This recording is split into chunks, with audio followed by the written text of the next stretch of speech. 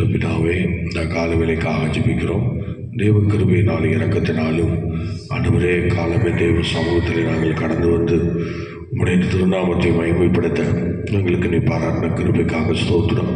வந்திருக்கிற தெய்வ பிள்ளைகளை ஆசீர்வதியும். நீங்கள் அறிய வேண்டிய ஒருவர் என்கிற இந்த கால ஜெபம் ஒவ்வொரு நாளும் எங்கள் வாழ்க்கையிலே ஆசீர்வாதங்களை கொடுப்பதற்காக ஸ்தோத்திரம் செலுத்துகிறோம். அதிசயங்களை காணப்பண்ணோம். கன மகிமை துதி ஸ்தோத்திரங்கள் எல்லாம் நாங்கள் உங்களுக்கே தருகிறோம். மீன்பரே சுபநாமத்தில் வேண்டிக் கொள்கிறோம் பிதாவே. ஆமேன், ஆமேன், ஆமேன். ஸ்தோத்திரம், ஸ்தோத்திரம், ஸ்தோத்திரம். Praise God. ஹல்லேலூயா. ராஜாதி ராஜன் தேவாதி தேவன் வேகம் வருகின்றாரே. ராஜாதி ராஜன் தேவாதி தேவன் வேகம் வருகின்றாரே. நாம் இயேசு ராஜா வருவார், எந்த சுத்தரை சேருங்கள் என்பார். நாம் இயேசு ராஜா வருவார், எந்த சுத்தரை சேருங்கள் என்பார். ஆக நாம் அங்கு சேர்ந்திடுவோம், ஆக நாம் அங்கு சேர்ந்திடுவோம், ஆக நாம் அங்கு சேர்ந்திடுவோம். ராஜாதிராஜன் தேவாதி தேவன் வேகம் வருகின்றாரே. ராஜாதிராஜன் தேவாதி தேவன் வேகம் வருகின்றாரே. கொஞ்சினை கேட்ட சுத்தர் எல்லோரும் என்னங்கி தரித்தவரா. கொஞ்சினை கேட்ட சுத்தர் எல்லோரும் என்னங்கி தரித்தவரா. ஜய கொடிகள் பிடித்திடுவார், கீதங்கள் பாடிடுவார். ஜய கொடிகள் பிடித்திடுவார், கீதங்கள் பாடிடுவார். ஆக என்ன பெரின்பம் இது, ஆக என்ன பெரின்பம் இது, ஆக என்ன பெரின்பம் இது. ராஜாதிராஜன் தேவாதி தேவன் வேகம் வருகின்றாரே. ராஜாதிராஜன் தேவாதி தேவன் வேகம் வருகின்றாரே. கொண்டும் உள்ளே செல்லாத மேலோக ஆட்சிகிறே. கொண்டும் உள்ளே செல்லாத மேலோக ஆட்சிகிறே. துக்க நோயும் அங்கிலகே, ஆசினாகமோ அங்கிலகே. துக்க நோயும் அங்கிலகே, ஆசினாகமோ அங்கிலகே. சுரந்தத்தை புண்ணியமே பெரும் அல்லேலூயா முழக்கமே, பெரும் அல்லேலூயா முழக்கமே. ராஜாதிராஜன் தேவாதி தேவன் வேகம் வருகின்றாரே. ராஜாதிராஜன் தேவாதி தேவன் வருகின்றாரே.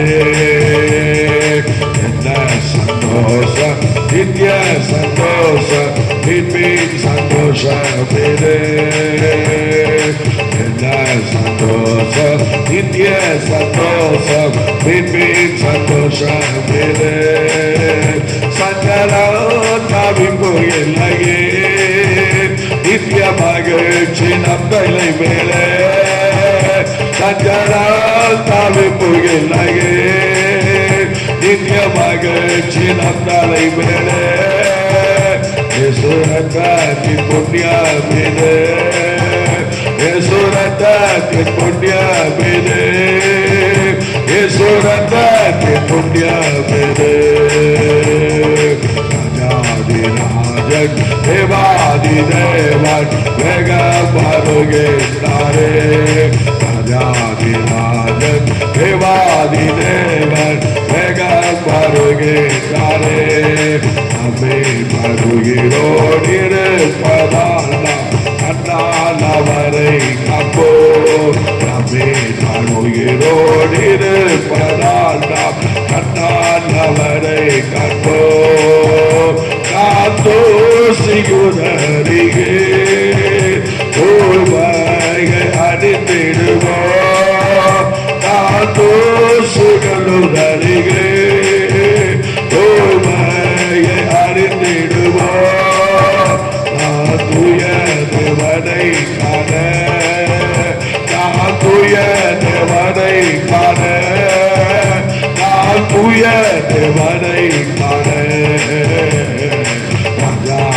ராஜன் தேவாதி தேவன் வேகம் வருகிறாரே ராஜாதி ராஜன் தேவாதி தேவன் வேகம் வருகிறாரே பரிசுத்தவான்கள் பரிசுத்தமாகும் காலம் இதுவே தானே எல்லாரும் கரங்களை தட்டி பரிசுத்தவான்கள் பரிசுத்தமாகும் காலம் இதுவே தானே நீதிமானே நீதி செய்குவா பலனோடு வரட்டாரே நீதிமானே நீதி செய்குவா பலனோடு வரட்டாரே அவனுக்கு சுவே மாறோ பையா அவனே சுவே மாறோ பையா அவனே சுவே மாறோ பையா ராஜன் தேவாதி தேவன் வேகம் வருகிறாரே ராஜாதி ராஜன் தேவாதி தேவன் வேகம் வருகிறாரே ஓ ராஜாதி ராஜன் தேவாதி தேவன் வேகம் வருகிறாரே ராஜாதி ராஜன் தேவாதி தேவன் வேகம் வருகிறாரே மகிமையோடு வருகின்ற வேகமிது ராஜா மகிமையோடு வருகின்ற வேகமிது ஆனந்தமே ஆனந்தமே ஆனந்தமே பேரானந்தமே ஆனந்தமே ஆனந்தமே ஆனந்தமே பேரானந்தமே ராஜா மகிமையோடு வருகின்ற வேகமிது ராஜா மகிமையோடு வருகின்ற வேகமிது ஓகே அதிசயிக்க ஆடோ காண்பளிக்க ஓகே அதிசயிக்க ஆடோ காண்பளிக்க துதியுடனே வேகமெது வருவா ஓய நொடியுடனே வேகமெது வருவா அன்பர்கள் நாங்கள் இயேசுவை சந்திப்போம் ஆனந்தமே அன்பர்கள் நாங்கள் இயேசுவை சந்திப்போம் ஆனந்தமே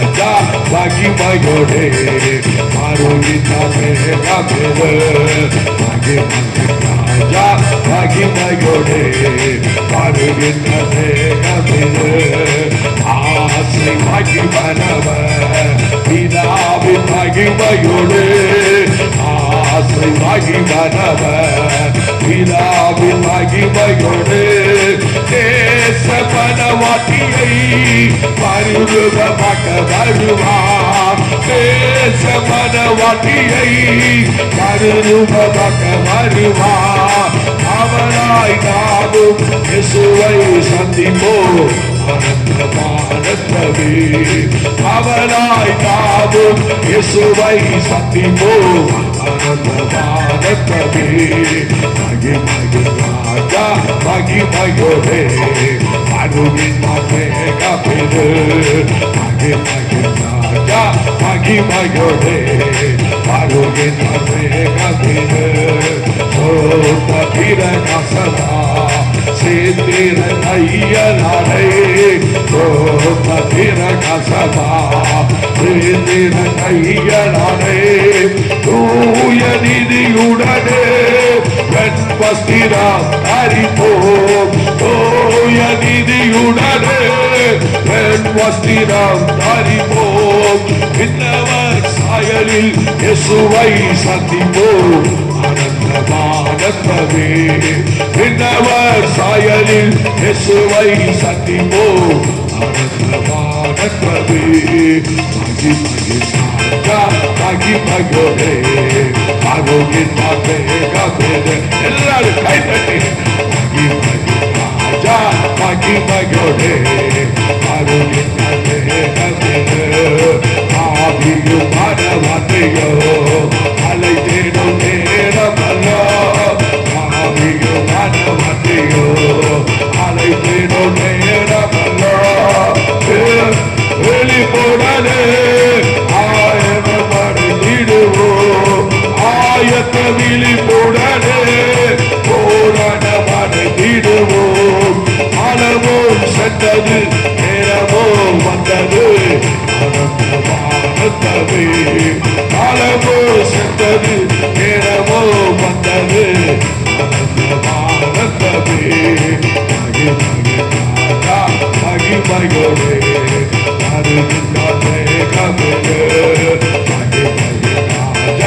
மகிமையோடே அருகின்றமே ஆனந்தமே பேரானந்தமே ஆனந்தமே பேரானந்தமே ஆனந்தமே ஆனந்தமே ஆனந்தமே பேரானந்தமே மகிமையோடே அருகின்றமே மகிமையோடே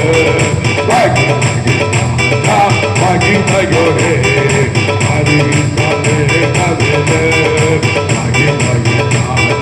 மகிமையோடே அருகின்றமே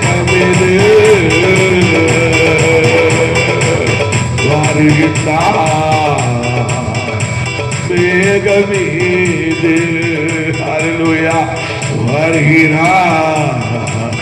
மேகமீது ஹல்லேலூயா ஸ்தோத்திரம் ஆண்டவரே. நன்றியோடு துதிக்கிறோம்.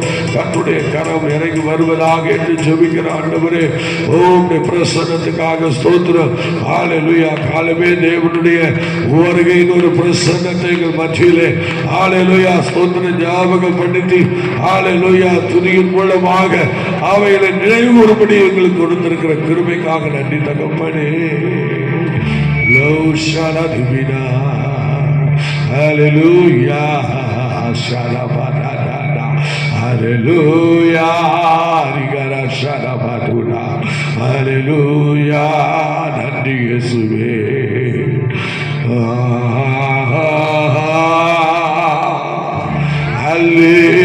hallelujah,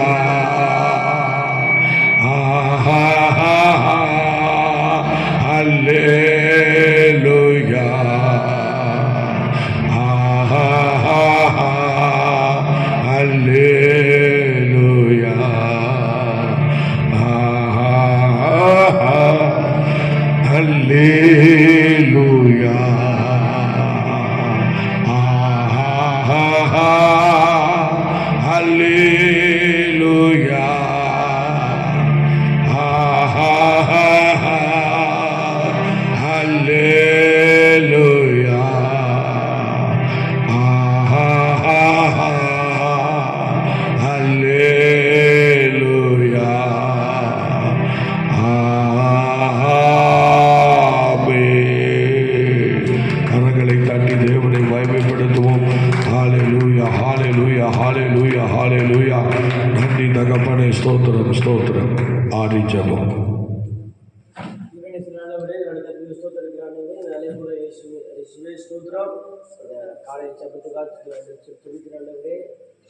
காலை நேரத்தில் நம்ம ஆராதிக்க கொடுத்தனால அந்த பாக்கியத்துக்காக நன்றி ஆண்டவரே.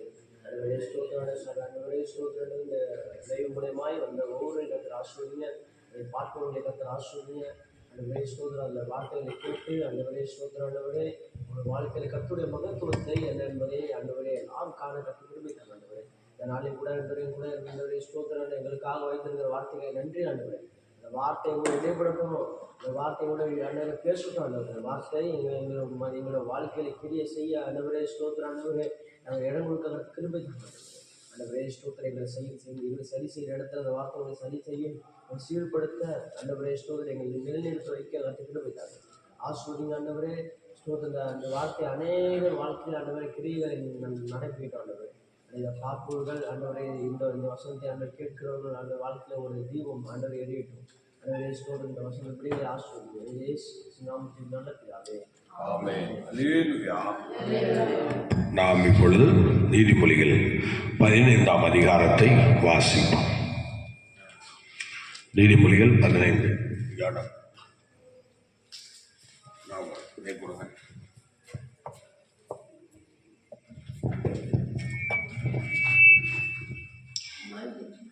மெதுவான பிரதியுத்தரம் உக்கிரத்தை மாற்றும், கடும் சொற்களோ கோபத்தை எழுப்பும்.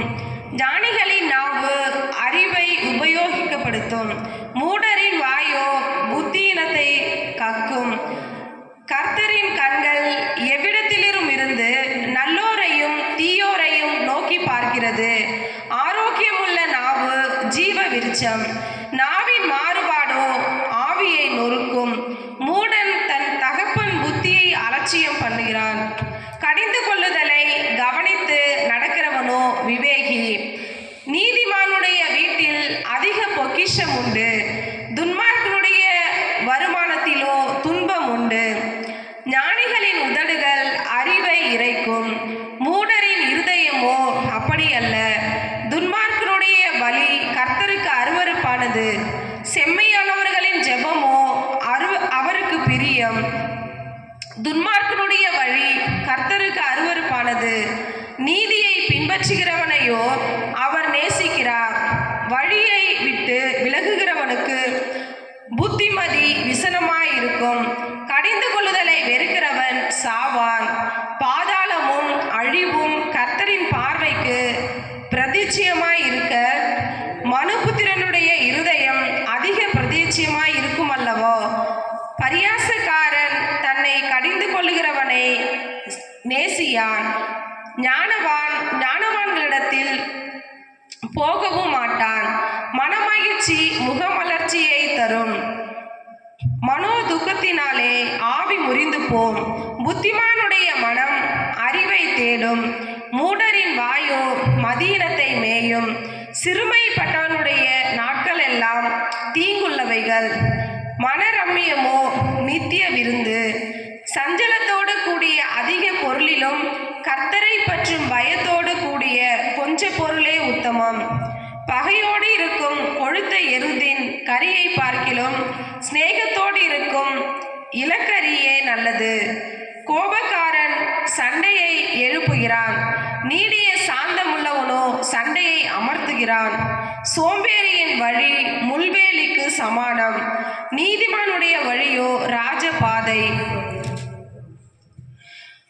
ஞானமுள்ள மகன் தகப்பனை சந்தோஷப்படுத்துகிறான், மதியற்ற மனுஷனோ தன் தாயை அலட்சியம் பண்ணுகிறான். மூடத்தனம் புத்தியினனுக்கு சந்தோஷம், புத்திமானோ தன் நடக்கையை செம்மைப்படுத்துகிறான்.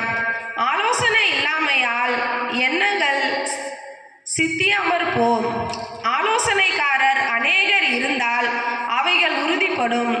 மனுஷனுக்கு தன் வாய்மொழியினால் மகிழ்ச்சி உண்டாகும், ஏற்ற காலத்தில் சொன்ன வார்த்தை எவ்வளவு நல்லது.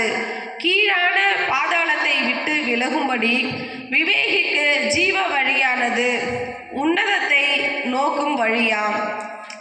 அகங்காரியின் வீட்டை கர்த்தர் பிடுங்கி போடுவார், விதவையின் எல்லையோ நிலைப்படுத்துவார். துன்மார்க்கருடைய நினைவுகள் கர்த்தருக்கு அருவருப்பானவைகள், சுத்தவான்களுடைய வார்த்தைகளோ இன்பமானவைகள். பொருளாசைக்காரன் தன் வீட்டை கலைக்கிறான், பரிதானங்களை வெறுக்கிறவனோ பிழைப்பான்.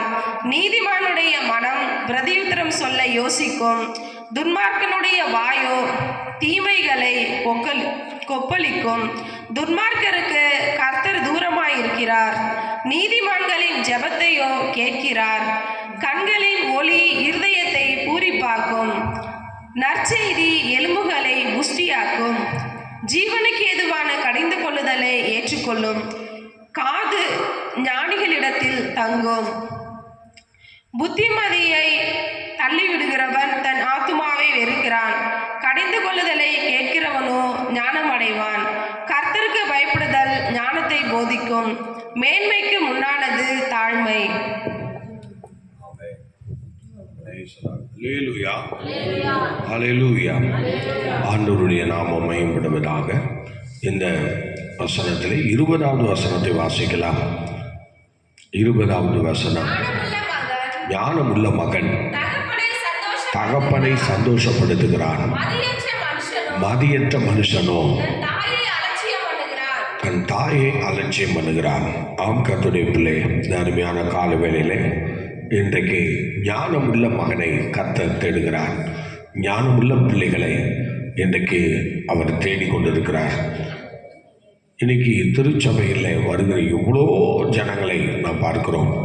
ஆனால் ஒரு ஞானமுள்ள பிள்ளைகளை இன்னைக்கு ஒருத்தரை வளர்க்குறாங்கள, பெற்றெடுத்திருக்காங்கன்னு சொன்னால் அது எவ்வளோ பெரிய ஆசீர்வாதம். வேதாகமத்தில் நான் படிக்கும்போது சாலமோன் இப்படி ஒரு ஞானமுள்ள மகனாக இருப்பான்னு யாருக்கும் தெரியாது. ஏனென்றால் அவன் வந்த வழிகள் எல்லாம் நினைக்கும் போது அது எப்படி இருக்கும்னு கூட நமக்கு தெரியாது. வித்தியாசமாக இருக்கும். அவர் வந்த வழி, அந்த குடும்பத்துக்குள்ளே வந்த சூழ்நிலை, அதெல்லாம் பார்க்கும்போது அவராக இப்படி வருவாருங்கிற சூழ்நிலையில் இருக்கும். ஆனால் பாருங்கள், இவ்வளோ பெரிய ஞானியாக இன்னைக்கு சாலமோன் உருவெடுக்க கர்த்தர் உதவி செய்திருக்கிறார். சாலமோன் அவ்வளோ பெரிய ஞானியாக மாறிட்டார். ஸ்தோத்திரம். அவருடைய ஞானத்தை எத்தனை தேசங்களில் கேள்விப்பட்டு ஸ்தோத்திரம். பாருங்கள், எத்தனை பேர் எவ்வளோ வெகுமதிகளை கொண்டு வந்து அவரை பார்க்க வருகிறார்கள் அவர் ஞானத்தினாலே. யோசித்து பார்க்கும்போது எவ்வளோ பெரிய அதிசயம் பாருங்கள். ஆகவே எனக்கு பிரியமானவர்களே, ஞானம்தான் இன்னைக்கு நம்ம வீட்டை கட்டுகிறது என்று நமக்கு நல்லா தெரியும். அதனால் ஒரு நல்ல இடத்தை ஸ்தோத்திரம் நீங்கள் தக்க வைத்துக் கொள்ள வேண்டுமானால் உங்கள் வாழ்க்கையில் முக்கியமானது ஞானம், ரொம்ப அவசியம். ஸ்தோத்திரம். அதனால தான் இங்கே அவர் சொல்றாரு, ஞானமுள்ள மகன் மாத்திரம்தான் தகப்பன்மார்களை சந்தோஷப்படுத்த முடியும். ஏன்னா இன்னைக்கு எல்லாரும் நினைக்கிறது என்னன்னா, எப்படியாவது வாழ்ந்தா போதும். இல்லைங்க, இப்படி தான் வாழணும்னு வேதம் நமக்கு தெளிவாய் சொல்லுகிறது. என்ன சொல்லுது பார்த்தீங்களா? ஞானமுள்ள மகனாய் தகப்பனை சந்தோஷப்படுத்துகிற ஒரு ஆசீர்வாதம் எந்த மகனிடத்தில் காணப்படுகிறதோ அவன் நீடித்திருப்பான், அவன் வாழ்ந்திருப்பான், அவன் நிலைத்திருப்பான். ஆண்டவர் அவனுடைய வாழ்க்கையில அவன் செய்வதெல்லாம் வாய்க்க செய்வார். ஸ்தோத்திரம். ஹல்லேலூயா. அப்படிப்பட்ட ஞானம் உள்ளவனை பார்த்துதான் ஸ்தோத்திரம், ஞானமுள்ள பிள்ளையை பெற்றெடுத்த தாவீதை பார்த்துதான் ஆண்டவர் ஸ்தோத்திரம் எப்படி சொல்றார். எப்படி 91வது சங்கீதத்தில் 14ஆம் வசனம் முதல் ஸ்தோத்திரம் சொல்லுகிற அந்த வார்த்தை என்ன தெரியுமா? ஞானமுள்ள மகனுக்கு ஆண்டவர் சொல்லுகிற வார்த்தை. ஞானமுள்ள மகனாகிய சாலோமோனுக்கு ஸ்தோத்திரம் ஆண்டவர் வாக்கு கொடுக்கிற ஒரு வார்த்தை தான் அந்த வார்த்தைகள். தாவீதினிடத்தில் பேசுகிறார். சாலோமோனை பற்றி தாவீதினிடத்தில் அவர் பேசும்போது இந்த வாக்கியத்தை எடுத்துரைக்கிறார். என்ன வார்த்தை பாருங்கள். 14ஆம் வசனம் முதல் பார்க்கும்போது, அவன் என்னிடத்தில் வாஞ்சியாய் இருக்கிறபடியால் அவனை விடுவிப்பேன், என் நாமத்தை அறிந்திருக்கிறபடியால் அவனை நான் உயர்ந்த அடைக்கலத்தில் வைப்பேன். அவன் என்னை நோக்கி கூப்பிடுவான், நான் அவனுக்கு மறு உத்தரவு அருளி செய்வேன். ஆபத்தில் நானே அவனோடு இருந்து அவனை தப்பிவித்து கனப்படுத்துவேன். நீடித்த நாட்களாக அவனை திருப்தியாக்கி என் ரட்சிப்பை அவனுக்கு காண்பிப்பேன் என்பதே ஒரு ஞானமுள்ள மகனுக்கு கர்த்தர் கொடுக்கிற வாக்கு. பார்த்தீங்களா? சோத்திரம். சங்கீதக்காரனாகிய தாவீதுக்கு ஆண்டவர் கொடுத்த வாக்கு. சோத்திரம். சங்கீதக்காரன் தாவீதை பார்த்து சொல்றாரு, உன் மகனாகிய சாலோமன் அவன் என்னிடத்தில் வாஞ்சியா இருக்கிறபடியா அவனை நான் விடுவிப்பேன், என் நாமத்தை அவன் அறிந்திருக்கிறபடினால் அவனை நான் உயர்ந்த அடைக்கலத்தில் வைப்பேன். அவன் என்னை நோக்கி கூப்பிடுவான், நான் அவனுக்கு மறு உத்தரவு அருளி செய்வேன். ஆபத்தில் நானே அவனோடு இருந்து அவனை தப்பிவித்து கனப்படுத்துவேன். நீடித்த நாட்களாக அவனை திருப்தியாக்கி என் ரட்சிப்பை அவனுக்கு காண்பிப்பேன் என்று தாவீதுக்கு தகப்பனுக்கு ஆண்டவர் வாக்கு கொடுக்கிறார் பிள்ளையை குறித்து. பாருங்கள், ஞானமுள்ள மகனாக இன்னைக்கு ஒவ்வொரு குடும்பத்திலையும், ஒவ்வொரு ஸ்தோத்திர தொழில் வளத்திலையும், ஒவ்வொரு பிஸ்னஸ்லையும், ஒவ்வொரு ஸ்தோத்திர சபைகளிலேயும் இப்படி பிள்ளைகள் இருக்கும்போது எப்படி இருக்கும் என்று சற்று யோசித்து பாருங்கள். ஆனால் இன்றைக்கு கொஞ்சோண்டு ஞானம் வந்துருச்சுன்னா போதும். ஹல்லேலூயா. அதுக்கப்புறம் பாருங்க, ஸ்தோத்திரம் நிற்கிற இடமே தெரியாது.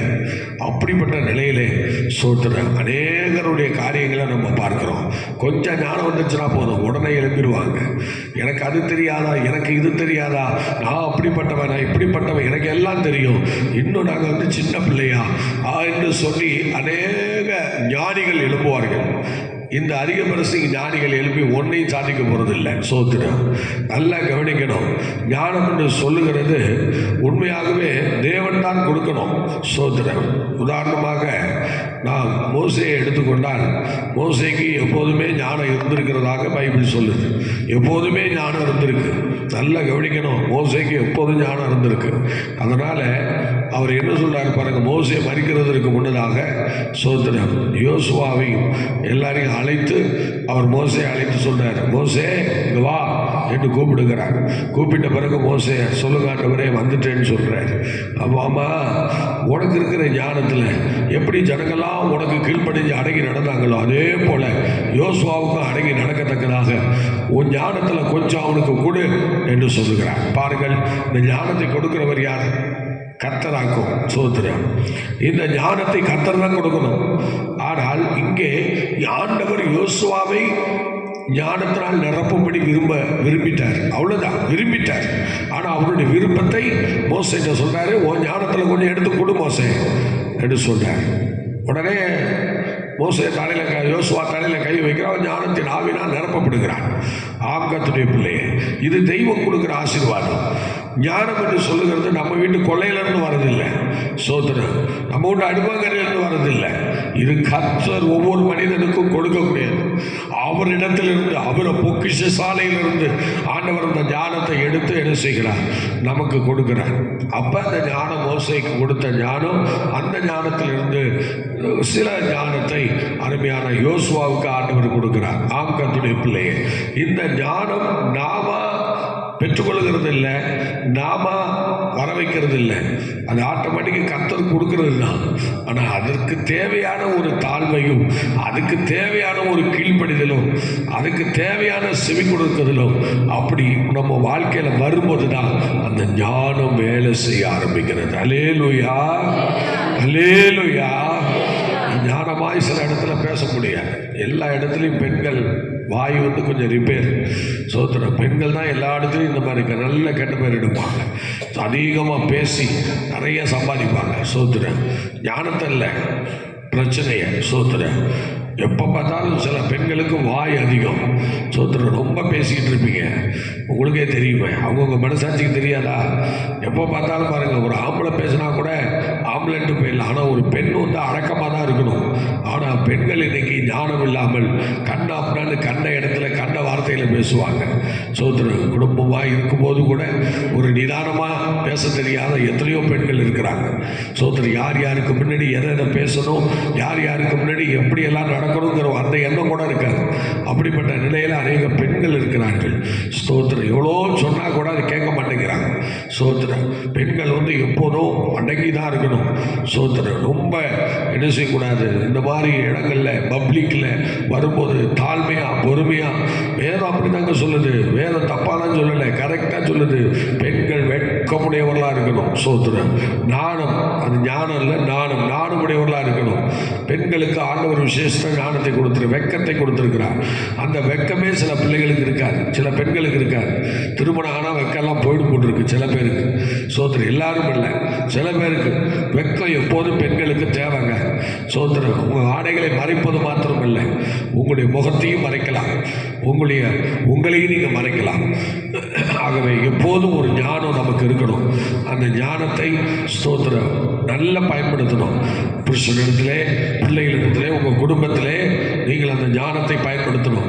ஆனால் எப்போ பார்த்தாலும் உங்கள் வாயின் வார்த்தை தாறுமாறான வார்த்தைகளை நீங்கள் கண்டிப்பாக விடணும். கோவப்படுறது, சோத்திரம் அதிகமாக பேசுறது. ஒரு வீட்டின் தலைவன் கூட பேசுனா அவனுக்கு ஆண்டவர் ஒன்றும் கோச்சிக்க மாட்டார். ஆனால் ஒரு பெண்கள் பேசக்கூடாது, பெண்கள் பேசக்கூடாது, ரொம்ப அடக்க முடியவளாக இருக்கணும். பைபிள் அப்படி தான் சொல்லியிருக்கு. சோத்திரம் அதனால் ஆண்கள் பேசலாம் சொல்லலை. ஆனாலும் கர்த்தருடைய பிள்ளைகளே ஸ்தோத்திரம், நீங்கள் பேசும்போது கண்டிப்பாக நீங்கள் நிதானமாக பேசணும். ஸ்தோத்திரம், நிதானமாக பேசணும்.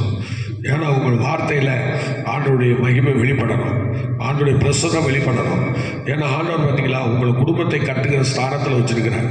புத்தியுள்ள ஸ்திரீ தன் வீட்டை கட்டுகிறார், புத்தி இல்லாதவள் தன் கைநாளரை இடித்து போடுகிறார். பார்த்தீங்களா, பெண்கள் வீட்டை கட்டுறவங்க ரொம்ப ஞானமாக பேசணும். சில இடங்களில் என்ன பேசணும், என்ன செய்யணும், இதெல்லாம் கொஞ்சம் கற்றுக்கணும். ஸ்தோத்திரம். அதுக்கு தான் சபைக்கு ஒழுங்காக வரணுங்கிறது. சில பிள்ளைகள் நீங்கள் சபைக்கு ஒழுங்காக வரதில்லை, சபைக்கு ஒழுங்காக வரதில்லை, சபையில் ஒழுங்காக சோதனை அந்த நேரத்துக்கு வரதில்லை, ஆராதனைக்கு ஒழுங்காக வரதில்லை. ஆனால் உங்கள் வாழ்க்கையில் எந்த ஆசீர்வாதமும் இன்னும் வரல. எப்போதும் எப்படி இருப்பீங்களோ அப்படி தான் இருக்கீங்க, ஒரு மாற்றமும் இல்லை. உலகத்தில் இருந்தாலும் அப்படி தான் இருப்பீங்க, சபைக்குள்ளே வந்தாலும் அப்படி தான் இருப்பீங்க. இது என்ன வாழ்க்கை? யோசிச்சு பாருங்க, என்ன வாழ்க்கைன்ற ஸ்தோத்திரம். அதுக்காக தேவன் நம்ம அழைத்தார், அதுக்காக தேவன் சிலுவையில் இவ்வளோ பாடுகளை சுமந்தார். ஸ்தோத்திரம், அல்லேலூயா. ஆகவே எனக்கு பிரியமானவர்களே, நீங்கள் ஞானத்தை சம்பாதிக்கணும். ஸ்தோத்திரம். ஆனால் ஞானத்தை சம்பாதின்னு சொல்கிறார், அதனால் புத்தியை சம்பாதின்னு சொல்கிறார். அதனால் தேவ பிள்ளைகள் ஞானம், புத்தி இதெல்லாம் நம்ம வாழ்க்கையில் தொடரணும். அதனால் இன்றைக்கி பெண்கள் நீங்கள் உங்களுடைய வார்த்தைகளை சுருக்கிவிட்டால் உண்மையாக உங்கள் குடும்பத்திலே நல்ல ஒரு அமைதியை காண்பீர்கள், சந்தோஷத்தை காண்பீர்கள், ஆசீர்வாதத்தை பார்ப்பீர்கள். அதனால் கண்டிப்பாக பெண்கள் உங்கள் வாயை சுருக்குங்க. சோத்திரம். நீங்கள் சில நேரங்களில் புருஷன்கள்கிட்ட தர்க்கம் பண்ணும்போது அந்த தர்க்கங்களை கர்த்தர் பார்க்கிறார் என்று சொல்லி நீங்கள் மனதிலே வைத்து நீங்கள் பேசுங்க. ஏன்னா நீங்கள் பேசுகிற வார்த்தையெல்லாம் அவன் பேசுகிறான் நான் பேசுகிறேன் என்று சொல்லி சில புருஷர்கள் பேசும்போது இவங்களும் பேசுகிறாங்களா? நல்லா யோசிச்சு பாருங்கள். நான் என்ன சொல்கிறேன்னா, அவன் புருஷன் ரட்சிக்கப்படணுமா, உன் நடக்கையினால் நீ அவனை ஆதாயப்படுத்தணும். சோத்திரம். அவன் புருஷன் ரட்சிக்கப்பட்டு சபையில் இருக்கணும்னா அது உன் நடக்க அங்கே வித்தியாசமாக இருக்கணும், உன்னுடைய வார்த்தை அங்கே வித்தியாசமாக இருக்கணும், உன்னுடைய செயல்கள் அங்கே வித்தியாசமாக இருக்கணும். அதனால் புருஷனுடைய மனசில் இருதயத்தை நல்லா பிடிக்கணும். அப்படி பிடிச்சி வரும்போது தான் நமக்குள்ள ஒரு ஆசீர்வாதம் உண்டாகும், நமக்குள்ள ஒரு தெய்வீக ஞானம் உண்டாகும். அப்போ தேவனுக்கு கீழ்ப்படியணுங்கிற ஒரு நல்ல எண்ணம் வரும். ஸ்தோத்திர. புருஷனுக்கு கீழ்ப்படியணுங்கிற எண்ணம் வரும், மற்றவங்களுக்கு கீழ்ப்படியணுங்கிற எண்ணம் வரும். அதனால் சில பேருக்கு அந்த கீழ்ப்படுதலே இல்லை. அதனால் வாயின் வார்த்தையெல்லாம் தாறுமாறாக போயிட்டுருக்கோம், கண்ணாப்புனான்னு பேசுவாங்க. நான் பெண் தானே, அந்த அறிவே இல்லாமல் சில பேர் பேசிகிட்டு இருக்கிறத பார்க்கும்போது ரொம்ப வேதனையாக இருக்குது. சில இடங்கள்லாம் அந்த பெண்கள் பேசும்போது எனக்கு ரொம்ப கஷ்டமாக இருக்கும். ஏனென்றால் பெண்கள் வந்து மென்மையானவர்கள், மென்மையானவர்கள். ஸ்தோத்திரம். அவர்கள் வந்து இப்படிலாம் ஒரு அராஜக வார்த்தை, சண்டை போடுகிற வார்த்தை, ரொம்ப ஹார்டான வார்த்தைகளை யூஸ் பண்ணி கண்ணாப்புனான்னு பேசுறது, இதெல்லாம் நம்ம விரும்பவே கூடாது, பெண்கள் விரும்பவே கூடாது. ஸ்தோத்திரம். ஏனென்றால் கர்த்தர் அப்படி தான் படைத்தார். ஸ்தோத்திரம். ஆதாமுக்கு கீழே தான் ஏவாளை படைத்தார். இப்போ என்னன்னா ஆதாமுக்கு மேலே போயிட்டாங்க ஏவாள்லாம். அதனால தான் ஸ்தோத்திரம் இன்னைக்கு ரொம்ப ஞானம் வெளிப்படுது, ரொம்ப அறிவு வெளிப்படுது. ஸ்தோத்திரம். பார்த்தீங்களா? ஸ்தோத்திரம். ஆகவே எனக்கு பிரியமானவர்களே, தேவ சமூகத்தில் உங்களை அர்ப்பணிங்க. ஸ்தோத்திரம். கொஞ்சம் வார்த்தையை சுருக்குங்க, ஒரு தெய்வீக ஞானத்தை பெற்றுக்கொள்ளுங்க. ஆண்டவருடைய ஞானம் உங்களுக்குள்ளே இருந்துச்சுன்னா அது உங்களை சிறப்பாக வழி நடத்தும். என்ன சொல்கிறார் பாருங்க. ஸ்தோத்திரம். நீதிமொழிகள் 7:1 படிக்க பார்க்கலாம். அதில் என்ன சொல்கிறாரு? ஞானம் என்ன பண்ணுது பார்த்தீங்களா? நீதிமொழிகள் 7:1, என் மகனே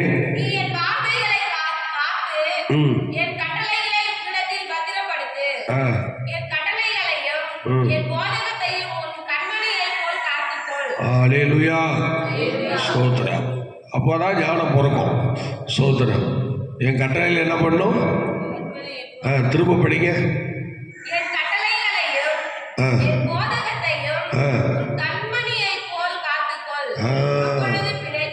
அப்பொழுது பிழைப்பா. அப்போதான் ஞானம் வரும், ஞானம் வெளிப்படும். ஸ்தோத்திரம். நீ பிழைக்கிறதுக்கு தேவ கட்டளை ரெடியாக இருக்கு, பிடிச்சிக்கணும். சோத்திரம். அப்போ தான் நீ பிழைப்ப. சோத்திரம். அப்படியே 9:1 எடுத்துக்கிட்டிங்கன்னா இப்போ பாருங்க, படிங்க. 9:1 படிங்க. ஞானம் தன் வீட்டை கட்டுகிறது. போதும். பார்த்தீங்களா? ஞானம் என்ன பண்ணுது? அதனால தான் அந்த ஞானத்தை வந்து யாரும் அலட்சியம் பண்ணக்கூடாது. ஞானம் நமக்கு ரொம்ப அவசியம். நீங்கள் நினைக்கிற மாதிரி ஒரு நல்ல ஆவிக்குரிய வீட்டை உங்களுக்குன்னு நீங்கள் கட்டி அமைக்கணும். அது மாத்திரம் இல்லை, உங்கள் குடும்ப வாழ்க்கையிலையும் நீங்கள் உங்கள் வீட்டை நீங்கள் தான் கட்டணும். வேறு யாரும் வந்து கட்ட வர மாட்டாங்க. உங்கள் வீட்டை நீங்கள் தாங்க கட்டணும். நீங்கள் அப்படி உங்கள் வீட்டை கட்டினீங்கன்னா ஆண்டவர் உங்கள் வீட்டின் மேலே பிரியமாக இருப்பார். ஒரு அலையிலேயே சொல்லுவோம்மா, சத்தமாக சொல்லுங்க பார்க்கலாம். அதனால் பிரியமானவர்களே, உங்கள் வீட்டின் மேலே தேவன் பிரியமாக இருப்பார். அதனால் கண்டிப்பாக சொல்கிறேன், நீங்கள் வீட்டை கட்டணும்.